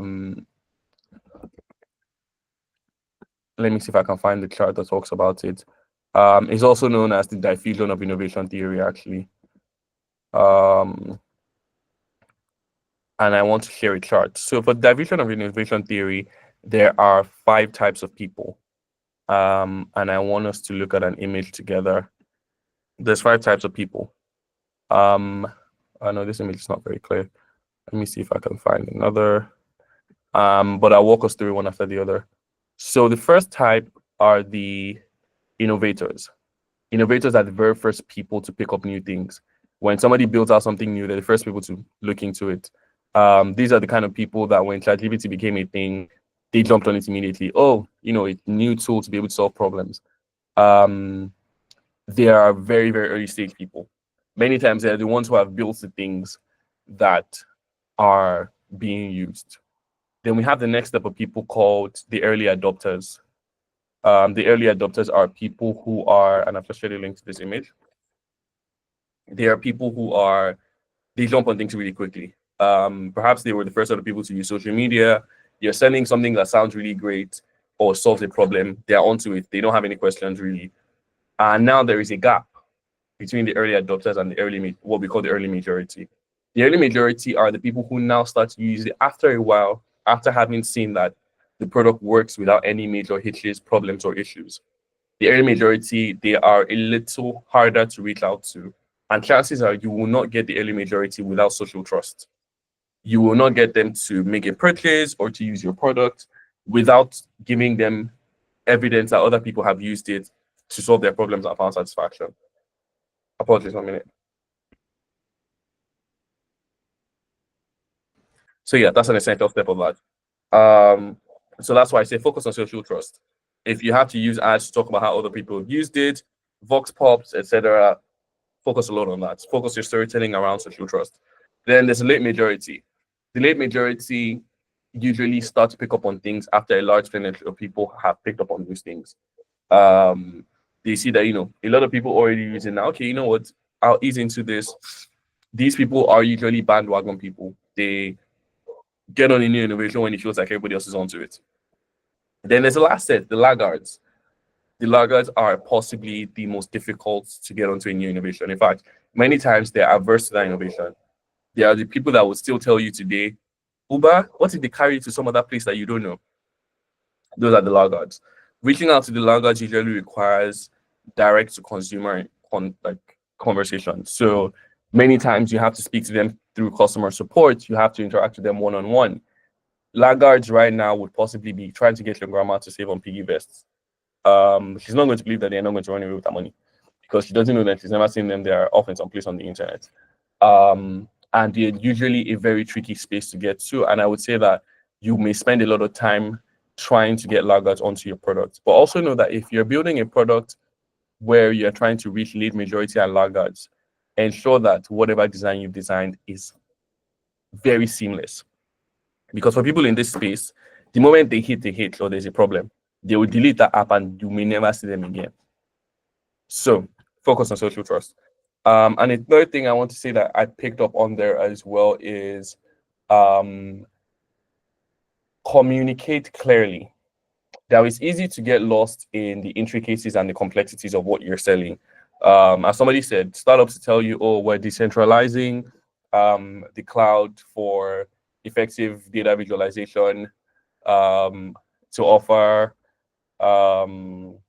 classified efforts and rollouts for organizations, and nobody knows what on earth they're talking about. As a storyteller or as a designer, your work is to make things as simple as possible. And this is where I will jump into the laws of UX. Now, I will share a link to this as well so that you can also look through it yourself. And because this also applies to you as someone who is a storyteller.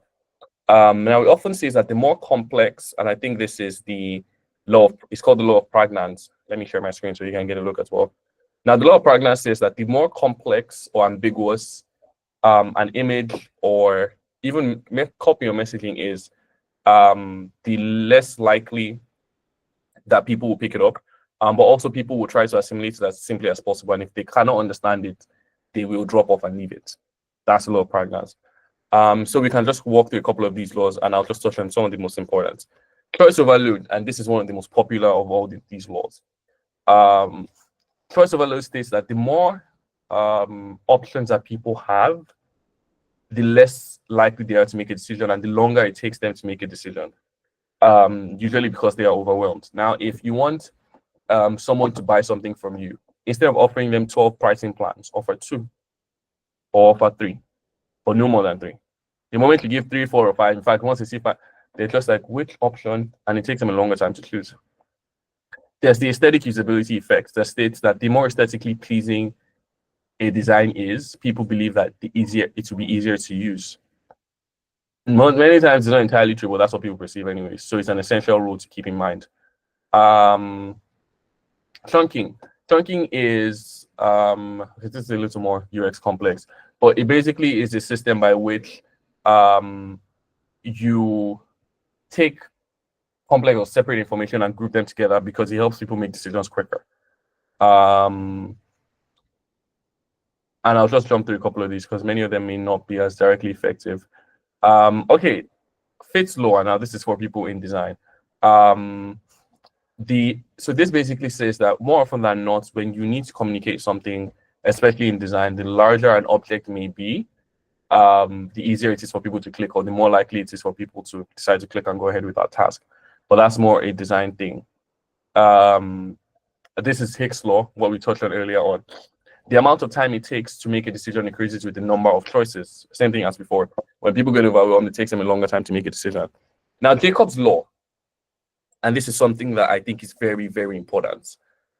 Now, it says that users spend a lot of time on other sites, and they prefer that your site works the same as other sites. And this works for messaging as well. Now, if you're building out a website, you're building out a digital product. Excuse me. You're building out a digital product. You need to ensure that your messaging and design, while communicating what you want to communicate, should be quite similar in structure to those of other websites. Now, don't build a website where people have to scroll counterclockwise to use the site, because as people are not familiar with that system, they will drop off. Don't build a website where on the landing page, you write 5 columns of text talking about the history of your product and how great it is and why everybody loves it. People are not familiar with sites in that way. The way websites and landing pages are, it's a simple header, a simple subheader, an image, and they move on. So when people come in contact with sites that are not the same as what they have used in the past, they tend to drop off or not move ahead with it or be confused.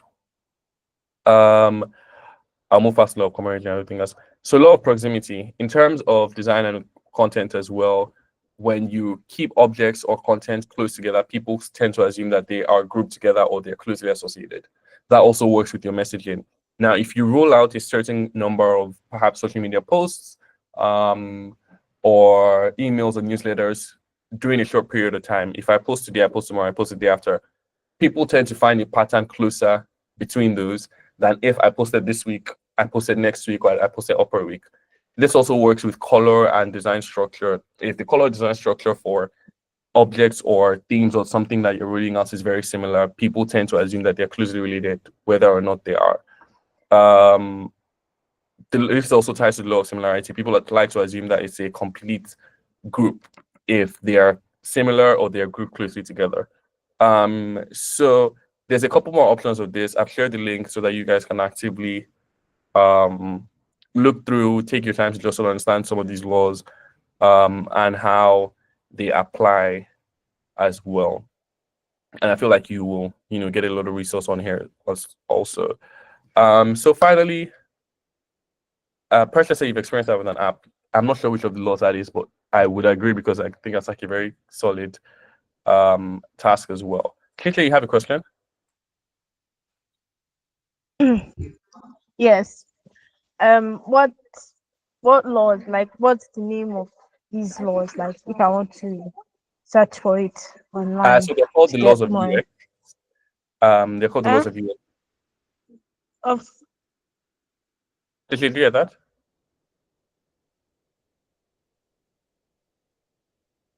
Hello. Okay. So I said they're called the laws of UX. I've included the link in the comment section as well. I've included the link in the Okay. comment section so that you can get started on that. So yeah, you can just look it up at any time whenever you're available. And I think that that's something that you would very much be able to have access to and enjoy. You can just look through it. If you have questions you need to engage it later on as well, that is something that you can navigate on your own. But yeah, those are the laws of UX, and those are some really essential things. If you guys have any questions or anything else, because we're about to close out right now, you can literally ask questions about anything, because I think this is the final end of things. So what I want us to do right now is, or not right now anyways, after the workshop ends, is I want you to pick yourself as a personal brand, and based off what we've identified, based off this framework, the problem, the solution, who you're targeting as a user persona, and the competitive advantage that you believe that you have in offering yourself or the skills that you already have, head over to any social media channel, LinkedIn preferably, LinkedIn, Instagram, and pretty much pitch yourself to the internet, and let people sort of see what exactly it is that you have as an offering of and for yourself. So that's a task right now. I'm going to type it out as well. Using the framework we identified, pitch yourself. Internet.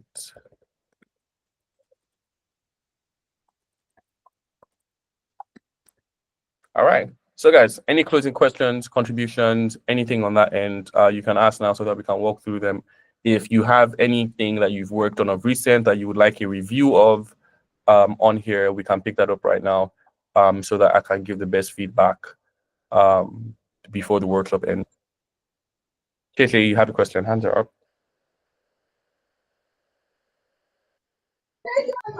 My question is regarding to the innovators and late adapters and the early adapters and the definition of innovation. Yes. So are we to capture the attention of each and every one of them, or be specific with our audience so we know who is expecting and anticipating my product. So if let me say they are early innovators and maybe they are women for the oil brand or something like that, is it not better because I know who my product is aimed for? Okay, so one tricky thing is usually by the time you do your user persona research, and this is where I want to recommend AI, and I want to give a prompt right now. So I want to say, based off this product idea, and you can include the product idea below, and the user personas I've shared, help identify what personas would fall into what stages of the diffusion of innovation theory. So that's, in fact, AI and I are literal best friends. So when you've identified what your personas are, you can identify maybe 4 or 5 personas and your product idea. Highlight your product idea, highlight your user personas, share with ChatGPT, and push this prompt in. ChatGPT will be able to help you break down, based off what your product ideas are, who it thinks would be your early adopters and your late adopters, and you can now start to focus your efforts on who would be your early adopters and early majority, if that makes sense.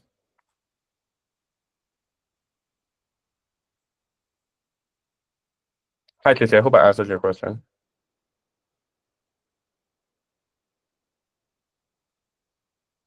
One minute. Okay. Tracy, do you still have a question? Because it looks like your hands are still up. Precious, your hands are up as well.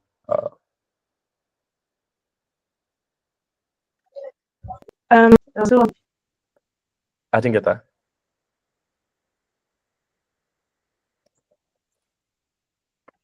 I'm a bit innovators. So this all like on flagging innovators. Are we to convince them or not really do anything? Be like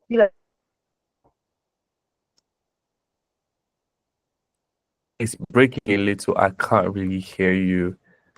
neutral to them and focus on innovators and early adopters, something like that. Because we are sure that they will. You can't hear me. Okay, I can hear you now, but it was breaking for a bit.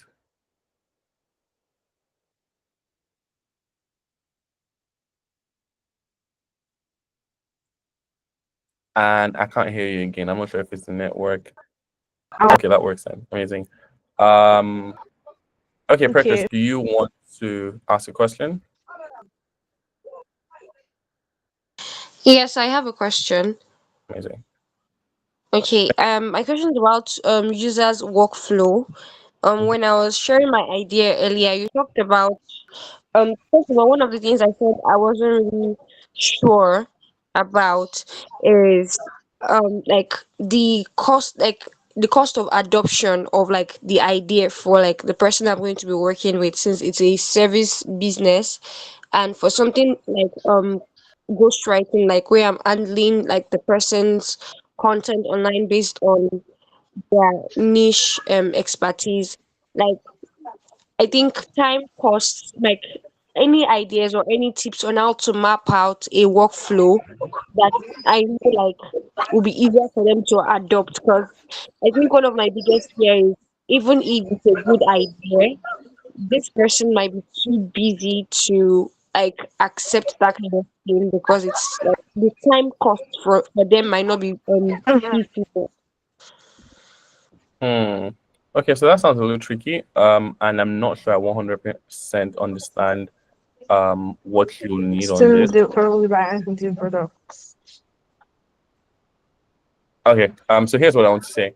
So for that workflow, there's a lot of ways to tackle that. But I want to say that your best bet is back to the user personas. When you understand who your user personas are, there's one thing we do where they're called touch points. And I think that's something that, once again, I think we can tackle individually.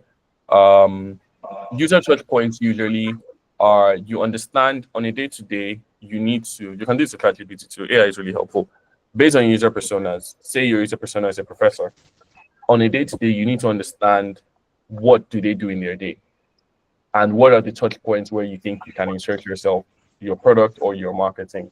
If they wake up at 7 a.m., head out to work for 8 a.m., head out to take a break sometimes to your phone, you have to now look through these checkpoints and think at what point can you insert your product feasibly. Sometimes you can have user surveys. Just get on a call with some of these people and speak to them.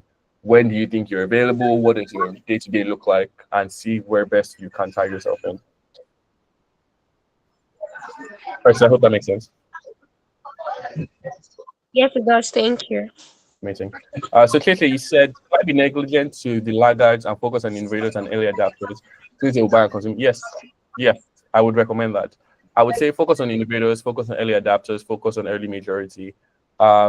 Usually the other two start to move on, or the late majority and the laggards sometimes start to move in when there's social trust or when they see a ton of other people. They go with the but the laggards really are often difficult to tackle. But you may not need them because often they're a minimal percent of the rest of the population, usually about 10%. And the amount of marketing and communication efforts you would expend in trying to reach out to them, you would possibly get more returns from the others on that end of things. So, if that makes sense. I hope I answered your question, Tete.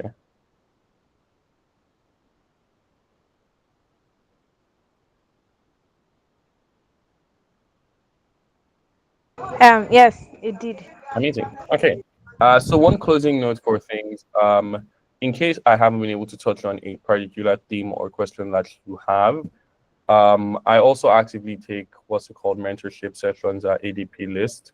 So you could actively just share your session briefly, and we could talk through a question you have, a business you're working on, or something you need help with regard to storytelling or design, anything in that space really. I should be able to give some feedback on. So I've shared a link in the comment section. I would also possibly share with Gloria as well for the community, and we can sync a little bit our time to connect. But any other questions, if there's anything else we want to share in the next 1 minute or so that we can close out for the workshop.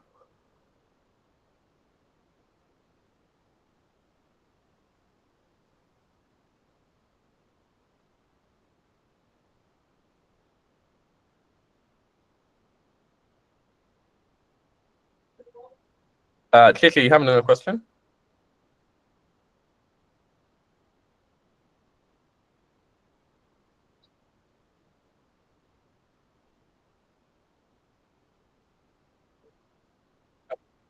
No problem. Yes, one last question. Do you have any Kiki, it looks like your network is breaking again. Are you or strategies to okay? advise? It seems like it's breaking again. Do you want to step in that section?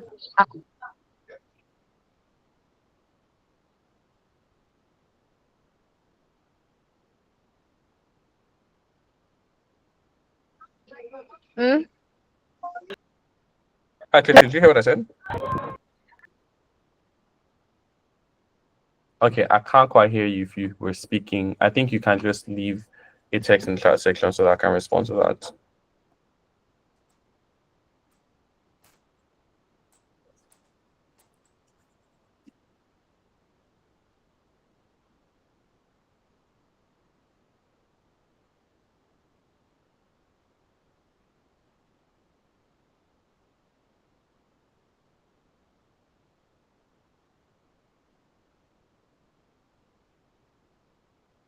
Okay, so I think pending when Kit is okay. Tips or strategies to shift late adapters to early adapters. Social trust, honestly. Late adapters are bandwagon people. When they see everyone else moving with the flow, they start to move into that space as well. So if you're able to identify who your late adapters are, I would say pump them with testimonials and social trust. Let them get to see that other people trust what your offerings are. And usually that helps them, that helps to drive them to take action as well. One essential thing is ironically, late adapters sort of know that they haven't picked up on it, but they don't want to be the laggards. They don't want to be the last people to pick up on innovation either way. So sort of letting them know that you're literally almost the last person who hasn't picked up on this. I think that would really help out with that as well. I hope I answered that question, Tracy.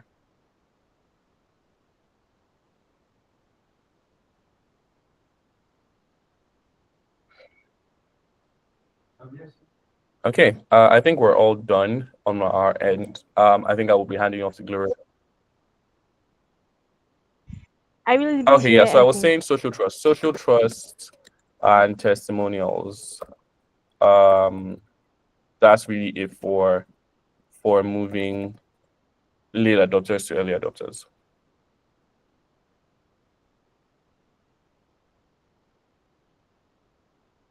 Okay, I think that's about it. Gloria, I think I'll be handing off back to you right now.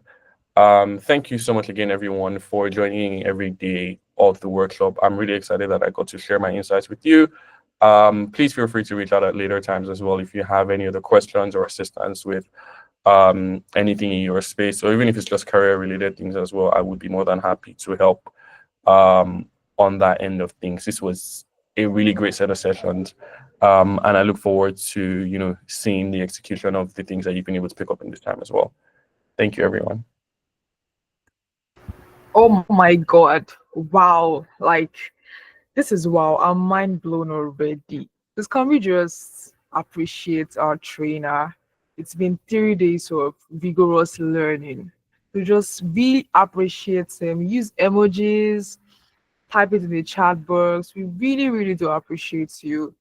And to be honest, this is you've just sown a seed, and I really pray and I trust God that you're going to reap this in full in Jesus' name. I really pray that even as you invested in every one of us this evening, I pray that even God invests in you more in Jesus' name. Amen. Thank you so much. Thank you so much. I would have loved to engage us more, but then our time is fast spent and I have to catch a meeting immediately after this call. Thank you so much. I'm going to share some of the links that you dropped in the chat box with everyone on the group. Thank you very much, everyone. Thanks so much for joining today's class. And please try your best. Not like try your best, like make sure you execute everything you've learned. And there's something I've also learned about attending meetings and workshop. If you don't execute everything you've learned, if you don't start the execution process in the first 3 days of your learning, to be very honest, it's likely that you might not even be able to execute it as much as you should again. So just start the execution process now, and trust me, this impact is going to stay with you for life. I mean, if you execute everything you've learned in this meeting today, it's going to change your life. It's going to change your business approach. It's going to do a lot for you, to be honest. Thank you so much, everyone. Thank you so much, Chisimil. God bless you. So good night, everyone. Please enjoy your week. All right, everyone. Good night. Have a great rest Bye. of the week. Good. Yeah, and also please drop your insights on the group, drop your reviews on the group. We're going to feature them on our social media platform. All right, everyone. Bye. Bye, everyone.